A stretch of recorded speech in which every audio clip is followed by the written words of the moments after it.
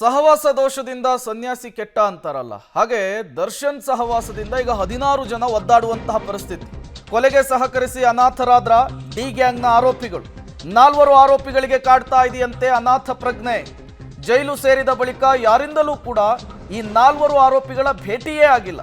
ತುಮಕೂರು ಸೇರಿದ 4 ಆರೋಪಿಗಳು ಈಗ ಅನಾಥರಾಗಿಬಿಟ್ಟಿದ್ದಾರೆ. ದರ್ಶನ್ ಪರ ವಕೀಲರು ಯಾರೂ ಕೂಡ ಸಂಪರ್ಕ ಮಾಡದ ಹಿನ್ನೆಲೆ ಸಿಕ್ಕ ವಕೀಲರ ಬಳಿ ವಕಾಲತ್ತಿಗೆ ಸಹಿಯನ್ನ ಹಾಕ್ತಿದ್ದಾರೆ 4 ಅನ್ನೋದು ಗೊತ್ತಾಗ್ತಾ ಇದೆ. ಕಾರ್ತಿಕ್ ಅಲಿಯಾಸ್ ಕಪ್ಪೆ, ಕೇಶವಮೂರ್ತಿ, ರವಿಶಂಕರ್, ನಿಖಿಲ್ ಈ 4 ಕೂಡ ಪರದಾಟವನ್ನು ನಡೆಸ್ತಾ ಇರುವಂಥದ್ದು. ಈ 4 ಕೂಡ ಕೊಲೆಯ ನಂತರ ನಾವೇ ಕೊಲೆ ಮಾಡಿದ್ದು ಅಂಥೇಳಿ ಪೊಲೀಸರಿಗೆ ಹೋಗಿ ಶರಣಾದವರು.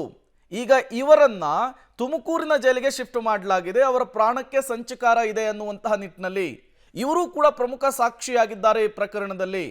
ಇಲ್ಲಿಯವರೆಗೂ ದರ್ಶನ್ ಅವರನ್ನ ಭೇಟಿಯಾಗಲಿಕ್ಕೆ ಅವರ ಕುಟುಂಬ ಸದಸ್ಯರು, ಲಾಯರ್ಸು, ಅವರ ಸ್ನೇಹಿತರು ಹೋಗ್ತಾ ಇದ್ದಾರೆ. ಪವಿತ್ರ ಗೌಡ ಭೇಟಿಯಾಗಲಿಕ್ಕೆ ಅವರ ಕುಟುಂಬಸ್ಥರು, ಸ್ನೇಹಿತರು, ಲಾಯರ್ಸ್ ಹೋಗಿದ್ದಾರೆ. ಆದರೆ ಇಲ್ಲಿಯವರೆಗೂ ಈ 4ರನ್ನ ಭೇಟಿಯಾಗಲಿಕ್ಕೆ ಒಬ್ಬರು ಬಂದಿಲ್ಲ.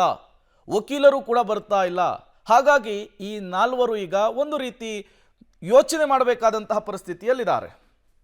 ಮತ್ತಷ್ಟು ಡೀಟೇಲ್ಸ್ ಅನ್ನು ಕೊಡ್ತಾರೆ ನಮ್ಮ ಪ್ರತಿನಿಧಿ ಮುರಳಿ, ನೇರ ಸಂಪರ್ಕದಲ್ಲಿ ಜಾಯ್ನ್ ಆಗಿದ್ದಾರೆ. ಮುರಳಿ, 4ರ ಕಥೆ ಏನು ಅಂತ ಹೇಳಿ.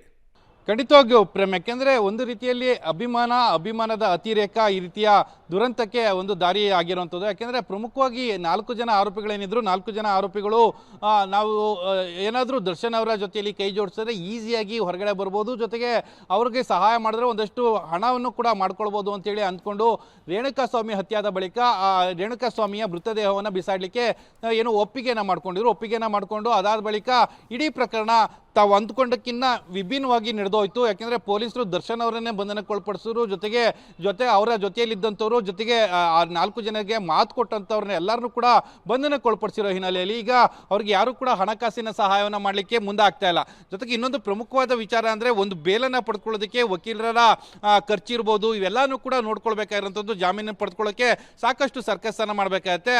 ಆ ಹಿನ್ನೆಲೆಯಲ್ಲಿ ಇವ್ರು ಯಾರೇ ಬಂದು ವಕಾಲತ್ತಿಗೆ ಸಹಿಯನ್ನು ಕೇಳಿದ್ರು ಕೂಡ ವಕಾಲತ್ತಿಗೆ ಸಹಿಯನ್ನು ಕೊಡ್ತಾ ಇದ್ದಾರೆ. ಒಂದು ರೀತಿಯಲ್ಲಿ ಹೇಗಾದ್ರೂ ಮಾಡಿ ನಾವು ಜೈಲಿನಿಂದ ಹೊರಗಡೆ ಬಂದ್ರೆ ಸಾಕು ಅನ್ನೋ ಮಟ್ಟಿಗೆ ಅಂತ ಪರಿಸ್ಥಿತಿಗೆ ಈಗ ಇವರೆಲ್ಲರೂ ಕೂಡ ಬಂದಿದ್ದಾರೆ ಅನ್ನೋದು ಸ್ಪಷ್ಟವಾಗಿ ಗೊತ್ತಾಗ್ತದೆ. ಯಾಕೆಂದ್ರೆ ಎಲ್ಲರೂ ಕೂಡ ಅವ್ರಿಗೆ ಒಂದಷ್ಟು ಭಯವನ್ನು ಬೀಳಿಸ್ತಾ ಇದ್ದಾರೆ. ಈ ಆರೋಪಿಗಳಿಗೆ ಯಾರಿಗೂ ಕೂಡ ಜಾಮೀನಾಗಲ್ಲ, ಅದು ತುಂಬಾ ವರ್ಷಗಳಾಗ್ಬೋದು, ತುಂಬಾ ತಿಂಗಳುಗಳಾಗ್ಬೋದು, ಈ ರೀತಿಯ ಭಯಗಳನ್ನ ಹುಟ್ಟಿಸ್ತಾ ಇರೋ ಹಿನ್ನೆಲೆಯಲ್ಲಿ ಇವ್ರಿಗೆ ಯಾರು ಬಂದು ಒಂದು ಕಾನ್ಫಿಡೆನ್ಸ್ ಅನ್ನು ಕೊಟ್ಟರು ಕೂಡ ಅವ್ರಿಗೆ ವಕಾಲತ್ತಿಗೆ ಸಹಿಯನ್ನು ಹಾಕೊಡ್ತಾ ಇದ್ದಾರೆ.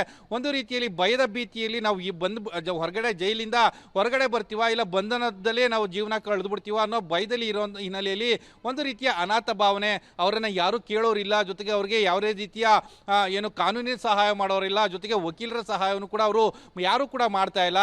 ಆ ಹಿನ್ನೆಲೆಯಲ್ಲಿ ಅವ್ರಿಗೆ ಈ ರೀತಿಯ ಭಯ ಹೆಚ್ಚಾಗಿ ಕಾಡ್ತಾ ಇರೋಂಥದ್ದು. Prem, okay, thank you Murali ತಮ್ಮೆಲ್ಲ ಮಾಹಿತಿಗಾಗಿ.